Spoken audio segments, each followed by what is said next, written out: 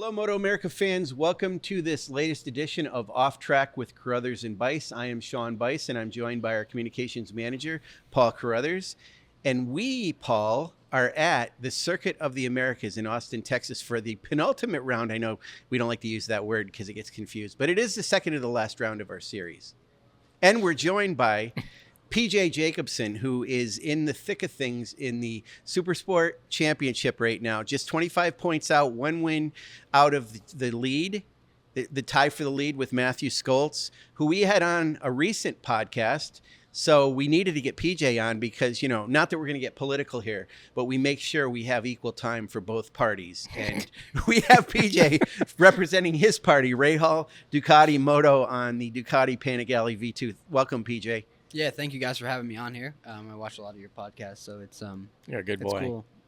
I guess it's cool to be on here and get invited to be on here from you guys. So this has been quite a year for you. I mean, you to go from Superbike, and then you guys being in Supersport this year, and it's been a heck of a challenge all year. And you know, there are a lot of good riders in the class, but certainly it's boiled down to the fact that it's you and Mathew that are going for this whole thing. And obviously it's a battle among you guys, two former Superbike riders. But what a cool thing for the middleweight class. And I mean, you've always been kind of a middleweight bike rider. I mean, you're a World Supersport rider. So, you know, are you right in your element at this point, do you think? Or do you really want to get back to Superbike? I feel like I'm in a pretty good point in my career right now. I feel like I'm riding like very well. I think that last year being in the Superbike for the past 2 years has been quite good. I got a lot to learn, experience, and being on the BMW team I was on last year, it was good. And being teammates with Cameron was really awesome. So almost getting second in the championship, losing by like 1 point to Josh last year. So I felt really well last year. And then when this whole deal got brought up with Ben and Graham and asking me to ride the 600 class on the V2 for them, kind of jumped all over it and was honored to be able to be a part of this whole program with a lot of good names involved in the whole program, and just the way that he has with his IndyCar program and everyone involved there. So I knew it would be a very good program to be a part of. But I think going back to the 600 class this year, I didn't know what to expect, who was going to be in the championship fight the whole time. So I guess Atlanta, you kind of got to know who was going to be in that dogfight for the whole year. So I knew Scholtz was fast at Atlanta and he was challenging there. So I knew in Superbike he's been super fast for all these years that he's been here with the Westby team. So I think that he was going to be a title contender. And then also, you know, Tyler Scott, I have a great relationship with him as a rider. I feel like he's a great kid and a great rider. So I knew he would be in the title fight as well because he was with Heron in the past, and then last year with 4S the whole time. So I think it's been a pretty good season so far, and it's just been a dogfight between me and Scholtz the whole time, and it's still ongoing. So we'll kind of just see how pans out, and we'll just keep on putting up this fight the whole time. But it's I think it's been really good for the fans and also MotoAmerica with this class being very competitive and us two at the front, and also the other people that are behind us have been challenging us as well. So it's been a pretty fast-paced class. So it's good to be a part of that class, and I think it's been good for MotoAmerica for sure. Okay, I'm not very good at math, but from what I figured out, and do you do a little math in your mind too when it comes to the points, or do you kind of let that do you give it a lot of thought or not? You have to. Honestly, I haven't looked at the points gap from the Mid-Ohio. I haven't even looked at that points gap. I've just been kind of a little bit upset about how my race 2 went, and I haven't really looked at the points gap because I just have been focusing on trying to make wins and trying to get wins every single race from here, because that whole incident that happened at the Ridge, it kind of put a huge setback in my championship for me and the team. So honestly, I haven't really looked at the gap, but I know that the gap is 20 something. So I know that I need to push hard, try to get some wins, and just focus on that right now to try to be there at the end for the championship. Yeah, I mean, obviously without the Ridge, it would be 20 points, right? Yeah, it'd be 20 points given if he won and you got second. Now that it's 25 and there's 100 available, the problem you have is I could actually see you winning 4 races, which is going to obviously be your goal. But you could win 4 races and he gets 4 seconds and he's the champion. Because unlike other years, it hasn't seemed like there's been anybody. There obviously is. We know there's kids in that class that can run at the front and maybe they'll help you out. But you can't really count on that because based on what the season's been so far, you guys have kind of had a little leg up on them. So that's kind of a tough position to be in. I've been told that the same thing that you've said about Scholtz getting seconds for the rest of the season, and kind of, not that he's not working as hard to get second, but just an easier way than trying to push for wins and challenge me every weekend, on a dogfight for a win. I really don't think that he's that type of rider, though, that sits back and wants to get seconds. But then again, also too, not coming from a cocky aspect, but I think that he's not going to get 4 seconds for the remaining of the season, because I think we're in motorcycle racing and a lot of stuff happens. And also there's a lot of luck involved. And again, it's motorcycle racing. So at the end of the day, you could be 25 points the last round, still the gap in the last race. And instantly it could all go goodbye and second place could win the championship. Well, and I think one thing we've seen is like this race doesn't seem like too much unpredictability happens, but the next one in New Jersey always seems to me like a wild, you never know what's going to happen there, right? It could rain, it could be crappy, it could be nice, there's a new surface. I mean, there's so many things that come into play there. That could be the one where getting second isn't necessarily that easy of a thing. Not that winning is either, but you understand what I'm saying there. I do, for sure. Jersey, especially in the past and stuff, has been such like a slippery surface before the new surface, and I haven't been to the track since it's been repaved, so I'm not really quite sure how it is in the wet. And he hasn't either, right? I don't think so. I think only HSBK's really spent any time there. Right. Yeah, I don't think he has, but going to Jersey with a points lead and stuff like that, and then, say there's some downpouring rain like there normally is and really crappy weather, it's kind of hard to focus on that stuff and not make a mistake when you have the championship on the line. And Jersey's been so slippery in the past, so it's super easy to make a mistake, and it's super easy to get caught up in your own head and just start going backwards in the race. So, we've seen that happen. Yeah, it's to win a championship is a lot, and it's really not over until the end, because a lot can happen and a lot can change overnight. Is this a good track, Coda, for your bike? Do you think it will be? So watching the races from last year with Tyler and Chavi, I think the V2 seemed quite strong. I feel like it's pretty strong on the straightaway and off of the corners. So I think it is going to be a quite strong bike here. But I also think that the Suzukis are going to be kind of in this horse pack between us. So I think there'll be maybe 5 Suzukis in that mix for the race this weekend, because they're going to be quite fast on the straightaways, and I think there'll be more Jake Lewis, Tyler Scott, the Maxi Giraldo. So I think there'll be a little bit of a different mix this weekend. Yeah, there were quite a few riders that were here last weekend, and apparently they've repaved some of the track. I know you know about that, but have you been out? The track. Do you do the track familiarization on Thursdays, and do you check the tracks out when we go to them at time? I don't really. Right. I have in the past and stuff. I don't think there's just maybe a huge benefit for it. Maybe especially just in my class in the Superbike, I probably would. But I think that I haven't been doing that on Thursdays. Just trying to get my head and mind in the right set, going over things to get a good clear starting spot for our bike and stuff, and going over the things that we need to be ready and to focus on for that, instead of taking more time to do those things instead. Yeah, and I mean, it's a big curiosity about this track, because we know it's kind of always shifting a little bit. It gets a little bit bumpy. I think that's maybe why they repaved some of it. So it'll be interesting to see what that brings as far as the changes. When we come here, do you notice every year that the track changes a fair amount, or is it what you expect when you come?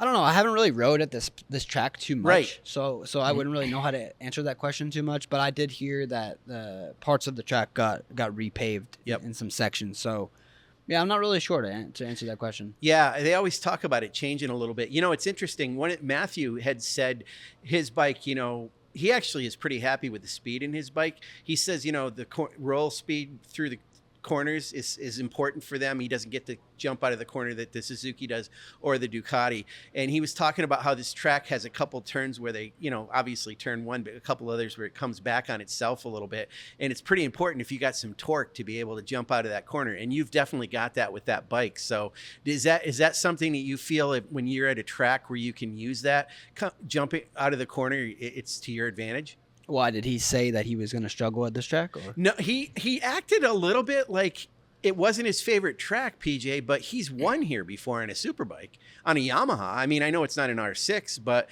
he I don't know. What do you think, Paul? I mean, he sort of felt like... I think he feels like if he's leading or by himself, he can go faster than if he's behind you guys, because you guys have the ability to slow down in the middle of the corner and then give it some stick and get out of the corner, where he's got to rely on corner speed.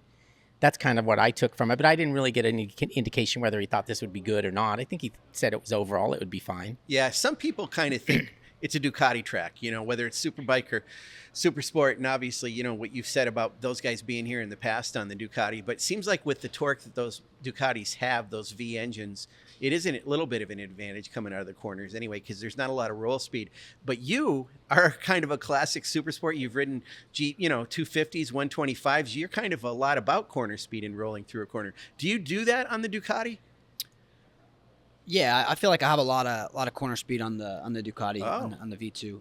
Okay. I actually thought that Scholtz was going to be stronger at Mid-Ohio with his bike, and that he wasn't actually. So it was kind of surprising, because I feel like that bike, he can turn it so quick, so he can change direction really fast, and I feel like that's the benefit of his bike and him. And his bike is pretty fast and top speed. So I think the V2 is all around a really, really good package. But I also think that it's very strong on the brakes, off the corner. So the package of the V2 is very good. But also, too, I think I feel like I've been bringing a lot of confidence to myself, and just knowing that, I'm out here to fight for a championship. And it's also, too, been, pushing more limits and stuff. We've been breaking track records, breaking all Chavi's records in the past from last year and Heron's. So, yeah, I think the role of confidence and the bike setup we have going right now is pretty good, and I'm not too worried. I feel very confident and very very good going into this weekend.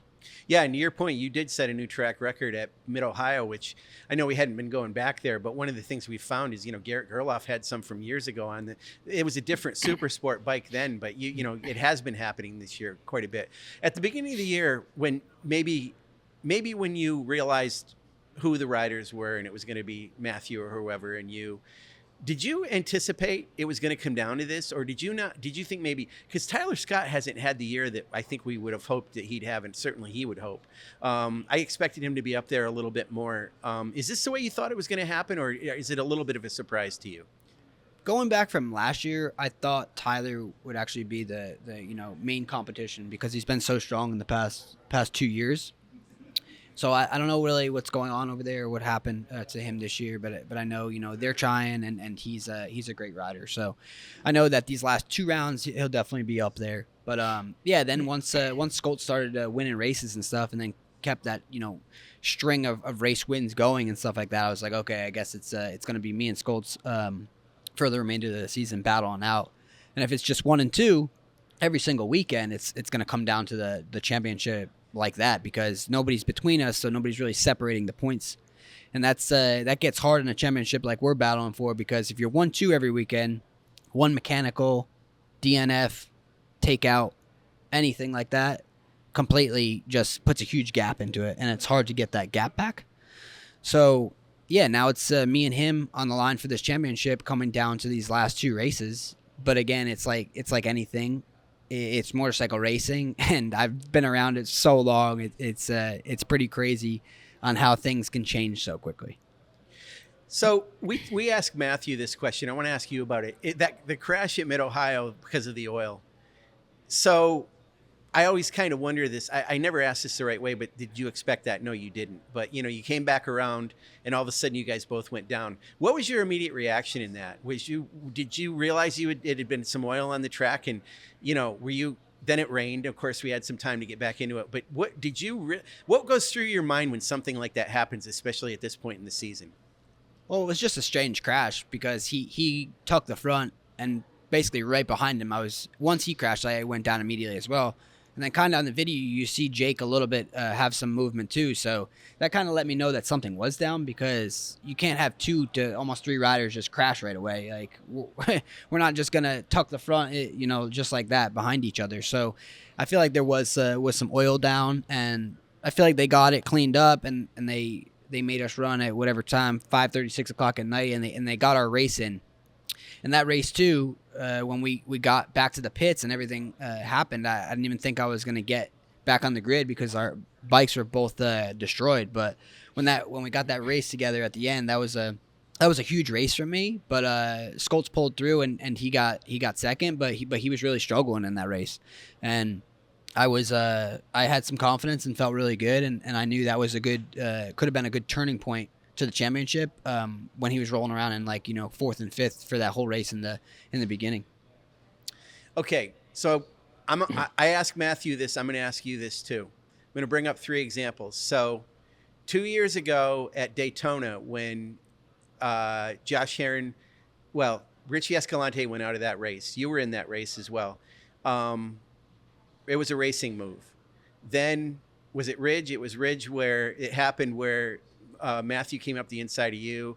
You guys protested, and it was upheld as a protest. Okay, and then here we go. It's like turnabout's fair play. The next time it happens again, in my mind, those 3 incidents all seemed almost identical to me, and I'm trying to discern what was the third? Oh, the third was Laguna passes. The third was Laguna. Yeah, the third was basically Laguna, and it's like, okay, there was no protest by that team. I'm not saying there should have been. I'm completely neutral on it, but I'm thinking of those 3 incidents where it's somebody coming up on the inside, and you kind of wonder, like, okay, how do you separate? Like, how do you make that decision? And race control, it's tough. I mean, you don't know, right? And I think the protest allowed you guys to have them look at it. And there were some things talked about that meeting that weighed in your favor. And I'm not saying that that team could have done the same thing at the next round, but do you know what I mean? It's like a fine line between, crashing, not crashing, an incident, or just, racing. It's just racing. Where do you land on all that? What's your opinion? We asked Ben this question too, because we know Ben had been in some situations like that when he raced as well. So going back to Daytona, I mean, just flat out, did you think that was okay? Herron's pass on Escalante, and when Escalante went out, obviously you didn't think what Scholtz did to you was, that took you out of the race, and then there was yours. So give us your opinion of all that as a racer, being part of it. Look at his face; it's so good. That was the longest question ever. It really was. Going into the Herron Escalante incident, that's not really my business to comment on. It isn't, and I agree with you. That's okay. Yeah, I want to just stay away from that one. Okay, that's all right. I would say the one that happened to me, I'm not a baby or anything like that. Like, what's fair is fair on the racetrack. Like, I like, tough racing. Like, you made a good pass. That's a tough pass. Oh, you know what I mean? You made a pass. You almost took me out, or you made a pass that was pretty rough. I get it, but I just feel like at the Ridge I definitely complained about that one because I was the one on the bike, and we only have one camera looking at this angle, and that angle is almost like a double apex corner. So when you go into that corner, you go into that corner and then you lift up and then you go back into the corner again. So that's like a triangle corner, I would call it. So nobody really knows at the Ridge, if you haven't ridden there, that corner is mostly like a triangle. So, when I was in that corner, I was ready on the outside, and Scholtz was underneath me, but he couldn't make it and bring the bike back to the left. So what did he have to do? He had to sit up, and when he sat up, he ran right into me, which took me out. Okay. So, I was really just like super bummed about that because I feel like we were having such a good championship going, 1 and 2 battles every single race weekend. So I just feel like, dude, that you have about half a second a lap on me and you have all these other corners on the track to pass me. Why do you got to pass me in the corner that you're not going to make it? So to me, that's just like, that's kind of a bonehead move, honestly. Okay. And I was just pretty mad about it, and just like, yeah, it is what it is. But kind of put that in the past, and it's fine. I don't need to complain about it or be a baby about it or anything like that. So it's in the past, and I don't know. He's leading the championship now, so we'll see what happens going forward for these last couple races. Were those 2 passes at Laguna Seca kind of vindication? Yeah, I mean, for that, yeah. I mean, you made 2 really good passes in spots that people didn't expect it, and that's kind of what makes them a good pass. Is that people don't do that there. Did that make you feel like, okay, I got one up on him, since he did that to me? Yeah, I don't know about one up on him, but I knew. Yeah, it wasn't a revenge move, but it was kind of. Yeah. But it was kind of interesting that it was. Oh wow, this is happening again, the second race in a row. So, yeah, I don't know. I'm just like the type of rider. Like all the riders are like that. When someone makes a move like that or something, it's not about like revenge or anything like that. But you're pretty fired up. You're amped up. So I haven't forgotten. Yeah, and I still haven't forgotten. So like you go into Laguna, you're fired up, you're amped up, and you're just like, my main goal is not even the championship. It's just I'm gonna beat this guy. I am gonna beat this guy because just what just happened. This guy's not winning a race, and that's the mindset that you have to end up having. And that's the mindset I had at Laguna, and that mindset brought me to those passes where other people probably didn't think about passing somebody or can't pass somebody. So I did that in the cleanest possible way. And I did it in a way to say, hey, this is making a statement, and I'm here, and I'm not messing around. Yeah. He might say in response to that the difference between the 2 was that you came up the inside of him, he saw you there, and he lifted, so there wasn't contact.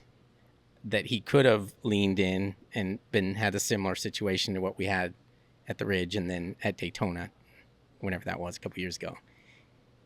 Would that be accurate? I mean, did he have the option to not pick up and just keep leaning in and causing an issue? I mean, if he kept leaning in, yeah, I don't know what would have happened to him. I just feel like that corner was a different corner pass than the Ridge. So, and then also as well, I feel like at the Ridge, my tire was gone and I was going backwards, and you had all these other opportunities to pass me in that spot. It's like, why couldn't you have passed me in one of the other spots? And then the lap before that, in that corner that you did take me out, I feel like that you almost took me out the lap before as well. So it's like, I don't know. I just feel like Laguna, I made a statement, and I thought the one, I don't know what turn it was. What is that turn? The one after Rainey? Yeah, that corner 11. I made the pass. 11.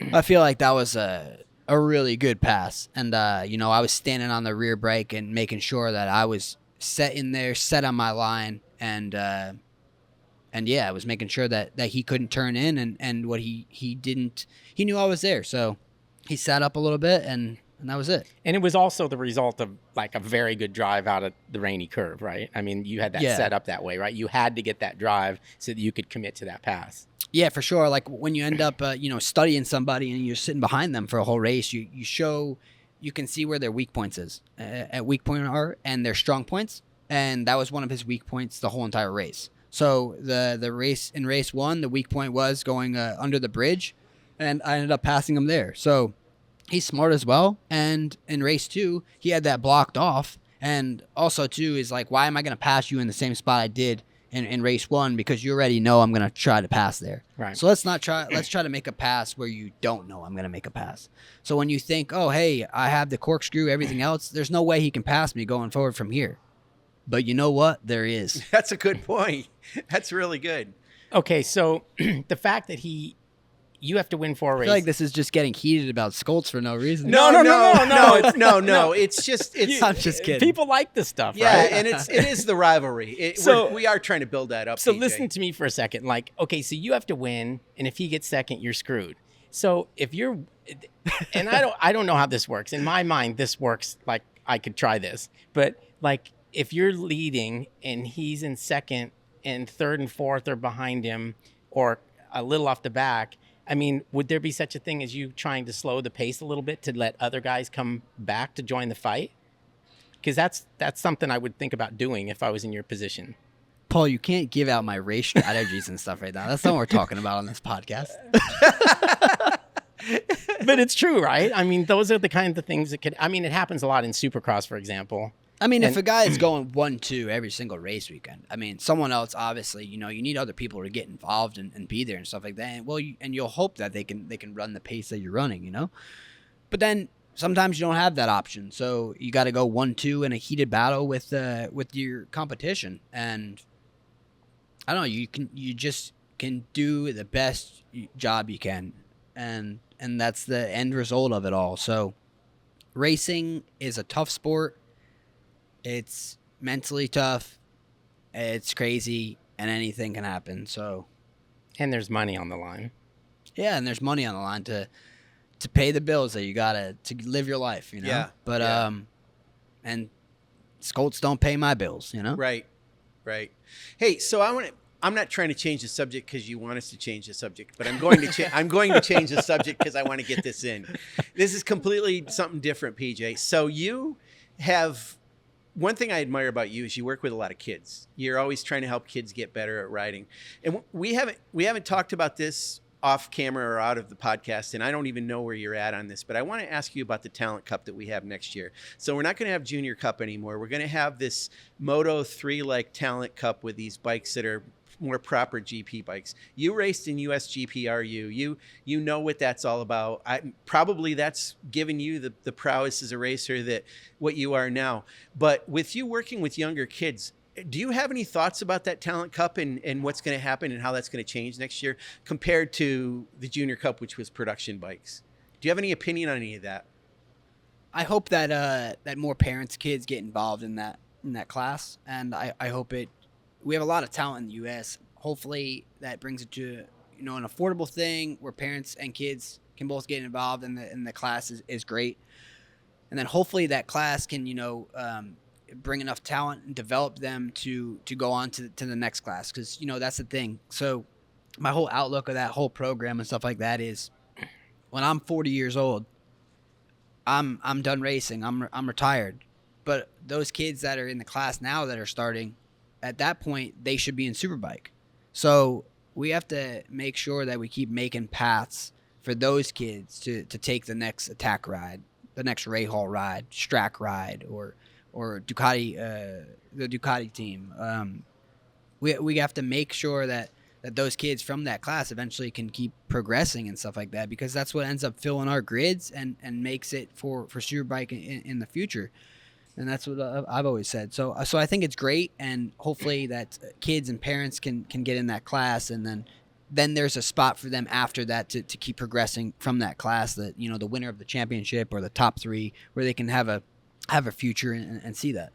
Yeah, and I mean, one of the things that Ben talks about with you and Kayla and even Corey is you guys have a background. Kayla rode like race bikes.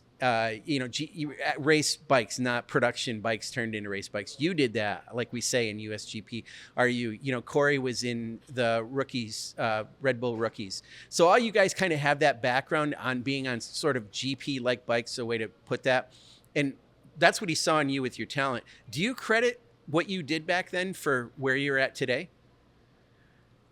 I couldn't have gotten where I'm at today without my dad. My dad, starting me, and Barry Gilson used to run a team, Celtic Racing. They all started me when I was 10, 11 years old on these USGPRU 125 bikes. I remember I used to race AMA. Mid-Ohio, I was racing Cameron Barbier. Me and him and, Ben Speeds and Mladen were riding in Superbike at the time. So it's just funny how Ben's, on the team now. And I used to be riding, a little 125 when he was racing for Yosh. So that's pretty cool. But yeah, starting in that stuff right there and learning all those things and progressing through the years. You know, I obviously I went to Europe and stuff like that. Yes. But doing all those things as a kid and progressing I've learned so much over the years, and the person that I am now and the racer I am now is because of all those things that I learned and when I started. And I've been in it for such a long time now, 10, 11 years old. I started road racing. I'm 31 years old now. So I have so much time into racing and learning over the years and stuff. So I'm always here to help other kids as well and to show them or teach them other things. It's like an example that I was kind of let down too, because I went with a tire choice in Mid-Ohio.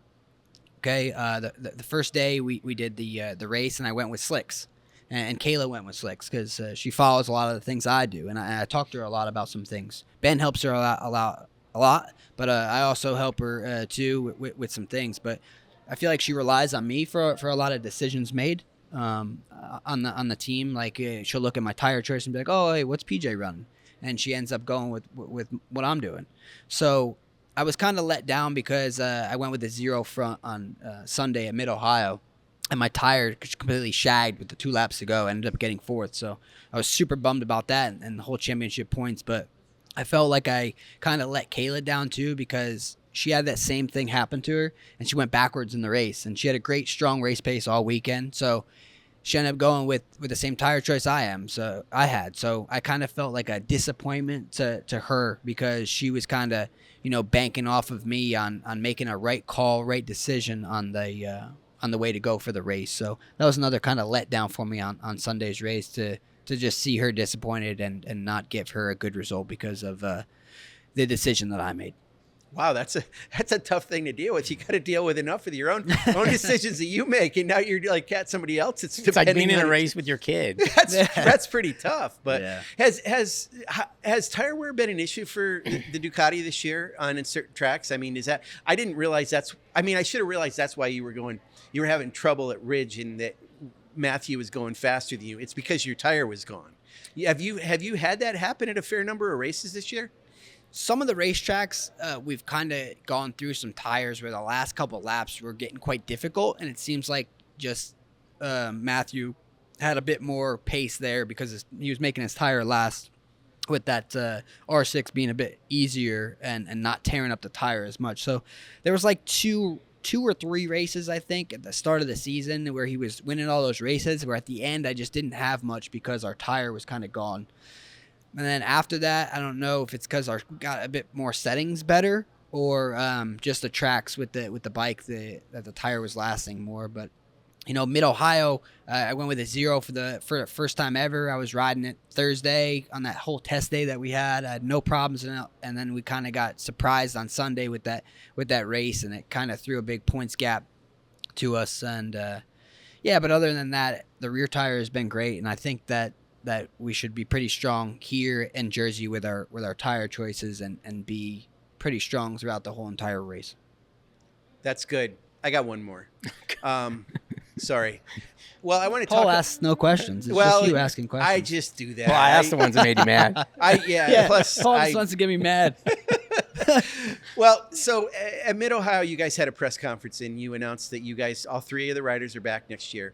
The elephant in the room, and somebody did ask it. I almost asked it if somebody didn't, and it was if you guys are going to race Superbike next year. And Graham, I think, pretty much said, to be determined, not sure how it's going to go. There's some things with if it's Ducati, whether Ducati has a new V4R next year, how that would be anyway. I'm not going to ask you to make that decision, but talk about the fact that you're back on that team next year, regardless of what they're doing. And let's say you win the championship. You get a chance to run that number one, put that number one on that V2 next year and ride it in Supersport. That'd be pretty good, wouldn't it? Yeah, that would be a dream come true to ride around with a number one plate on the V2 next year. It would be absolutely amazing. And it would be so amazing for the whole Rahal team that just jumps in this thing for the first year and goes out and wins the championship. So that's a huge thing on my back that I'm trying to accomplish for them. But, without Graham putting this whole entire program together, and XPEL being a part of our whole package as a sponsor, this whole thing wouldn't even be possible or be able to move forward. But he's just very very organized person. Very, everything is nice. We have Richie Alexander on the team now as a team manager. He's buttoned everything up since Daytona when we went there, and it's been great. Like everyone that works on the team, Brittany, she's great at managing the team as well. Ben has been a huge thing for the whole team. So I couldn't ask for a better team, really. There's so many good people that are involved in that team, and it's just been absolutely amazing. It's been great. You finally feel like a real family team with all of them, and everyone gets along so great. Is this the earliest that you've ever had a deal for the following year? I think this is the earliest I've ever signed a deal in my entire career. That's a good question. Yeah, That's a good feeling, right? Go into the off season and not have to worry about that. It's the best because, I've been in World Supersport, World Superbike, BSB, MotoAmerica, AMA. I've been in like every series, and you end up not having a contract in your hand till January. Right. And it's just like you're going through the whole winter just miserable and just not happy because you don't even know if you have a ride for next year yet. So it just gets so frustrating and stuff. So to sign a deal and get my contract extended for next year that early in the season has just been a huge thing because it just allows you to go out there and do your job and not worry about next year and just be happy as a person and just accomplish things. And then also too, the main thing is like you mainly feel wanted, you feel wanted from a team and that team wants you. So it's great to actually feel wanted in your career. Yeah, it's cool. You were wanted pretty early by Ben Spies. Man, I talked to him pretty early on. I'm not saying this is any exclusive thing, but I remember talking to him earlier on, and he mentioned you pretty early on. He's followed you. I didn't really even know. I mean, I knew he knew who you were but I don't know if he talked to you. Like, how early on did you know you were going to be on that team last year? About halfway through the season, we started like speaking about things, and Barry from Celtic Racing, he's like my manager friend, but he like does everything for me and helps me and says, hey PJ, I was talking to Ben, Graham, J. Root from Ducati, and they're thinking about coming to the series, putting this thing together, and I was kind of jumped all over. I was like, oh no way, Graham Rahal and Ben Spies, that would be so cool. So I've never really like spoken to Ben too much in the past and stuff. I've just only watched him and his work ethic over the years and stuff. And that Ben Spies and Matt Mladen days were like the coolest days ever as a kid. You just watching all this stuff, and just that racing back then was like insane. And just like I idolized him so much for doing all that stuff, like and going out and winning a World Superbike Championship and being in MotoGP. So it's so cool, like someone like that wants you to ride for them inside their whole team that they have set up. So it was really good to get that phone call and start talking about that. But I think I think that it's cool that Ben picked me, and also just getting to know him as a person has been so great. He's a great guy, and he really knows a lot what he's talking about, and to know the other side of him as a personal person instead of just Ben Spies, a motorcycle racer, is something else. It's really cool. Well, PJ, I mean, it's 2 rounds, 4 races left. You're in this to win it. You're going to try to win all 4 races. Certainly win the championship. We wish you luck on that. Thanks for dealing with some of our trickier questions that we had. It's good to have you on because you're a very thoughtful guy. So, and I don't see your career ending anytime soon. So you just keep it going, okay? Yeah, thanks. I appreciate you guys having me on this podcast. I'm going to try as hard as I can to win this championship and try to bring it home for this whole team. But it's going to be a dogfight to the end, and I'm pretty pumped and ready to go for the weekend. So thanks for having me on the podcast. And any racecraft hints I gave you, it's free this time.